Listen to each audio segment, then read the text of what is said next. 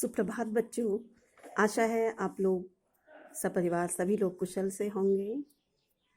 बच्चों, इससे पहले हमने आरोह में काव्य में पहला पाठ हरिवंश राय बच्चन जी का पढ़ा था। आज मैं आपको इसी काव्य में दूसरा पाठ आलोक धनवा जी का आरंभ करवा रही हूँ। ये पतंग कविता उनकी एकमात्र संग्रह दुनिया रोज बनती है से लिया गया है। इस पतंग कविता में पतंग के बहाने छोटे बच्चों की इच्छाएं और उमंग इनका वर्णन किया है।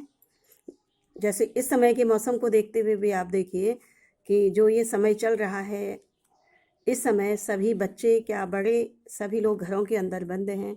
विशेष रूप से बच्चों को संबोधित करते हुए यह कविता है कि जब बच्चे काफ़ी समय से घरों के अंदर बंद हैं और उसके बाद जब उन्हें अचानक घर से बाहर निकलने का मौका मिलता है तो वे बड़े उमंग उत्साह से अपने कार्य को करते हैं, चाहे खेल का कार्य है या कोई भी कार्य है। इसी कविता में भी यह भी समझाया गया है कि भादों का महीना बीत गया है और उसके बाद जो सुबह हुई है अर्थात शरद ऋतु का आगमन हुआ है। भादों के महीने में सभी बच्चे प्रायः बारिश होने की वजह से सभी घरों के अंदर रहते हैं। उसके बाद जब शरद ऋतु आ रही है चमकती हुई, तो उसके बाद मौसम के परिवर्तन होने पर क्या क्या अंतर होता है, इसी बात को यह कविता बता रही है। सबसे तेज बौछारें गई भादों गया। तेज बौछारें गई अर्थात मूसलाधार बारिश का मौसम, भादों का महीना बीत गया है। सवेरा हुआ खरगोश की आंखों जैसा लाल सवेरा। खरगोश की आंखों जैसा लाल सवेरा से आशय है कि हल्का गुलाबीपन लिए हुए सुबह, अर्थात आसमान अभी पूरी तरह बादलों से रहित नहीं हुआ है। शरद आया पुलों को पार करते हुए। शरद ऋतु पुलों को पार करते हुए, यहाँ पर पुलों से आशय बादलों के पुलों से है। शरद ऋतु बादलों के पुलों को पार करती हुई आ रही है। अपनी नई चमकीली साइकिल तेज चलाते हुए, घंटी बजाते हुए, जोर जोर से चमकीले इशारों से बुलाते हुए, पतंग उड़ाने वाले बच्चों के झुंड को चमकीले इशारों से बुलाते हुए। यहाँ पर चमकीली साइकिल, घंटी, चमकीले इशारे, ये सब इनका तात्पर्य शरद ऋतु की तेज धूप से है। दिन प्रतिदिन शरद ऋतु में धूप में चमक बढ़ रही है। ये चमकीली साइकिल, घंटी, ये सब इसके प्रतीक के रूप में लिए गए हैं। आकाश को इतना मुलायम बनाते हुए, आसमान सामान्यतः मुलायम नहीं होता, लेकिन यहाँ पर मुलायम शब्द से आशय है आसमान को बादलों से रहित करना, आसमान में बादल का ना होना। चलिए अब इस पाठ का अर्थ शुरू करते हैं। सबसे तेज बौछारें गई भादों गया।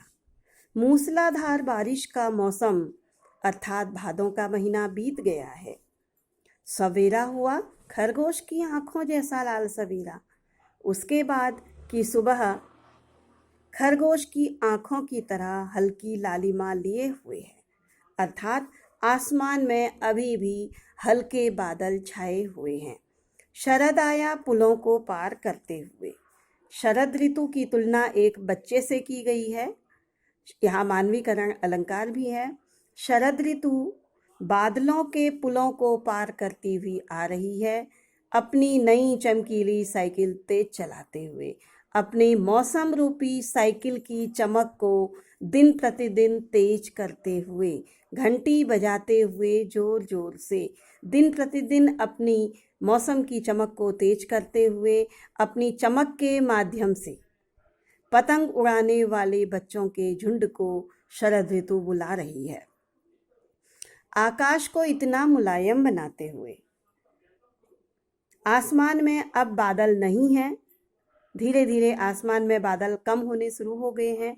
तो ऐसा लग रहा है कि मानो आसमान ने भी स्वयं को मुलायम बना दिया है कि पतंग ऊपर उठ सके, जिससे कि उड़ने वाली पतंग आसानी से आसमान में उड़ सके।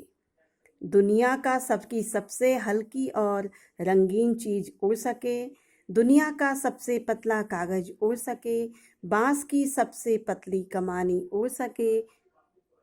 शायद आसमान भी चाहता है कि दुनिया की सबसे हल्की, रंगीन, सबसे पतले कागज की बनी हुई, बांस की पतली कमानी से बनी हुई एक हल्की और रंगीन वस्तु आसानी से आसमान में उड़ सके, जिससे कि शुरू हो सके सीटियों, किलकारियों और तितलियों की इतनी नाजुक दुनिया, जिससे कि प्रसन्नतापूर्वक बच्चों की सीटियों और किलकारियों की आवाज़ सुनाई दे। यहाँ पर तितलियों से आशय आसमान में उड़ने वाली रंग बिरंगी पतंग और पतंग उड़ाने वाले विभिन्न आयु वर्ग के बच्चे दोनों से है। शायद आसमान भी चाहता है कि जब मैं बादलों से रहित हो जाऊंगा तो मुझ में आसानी से रंगीन और हल्की चीज उड़ सकेगी, और उस पतंग के उड़ने से जो बच्चों और किलकारियों की और सीटियों की आवाज़ें आएंगी, शायद उसी आवाज़ को सुनने के लिए आसमान ने भी स्वयं को मुलायम बना दिया है।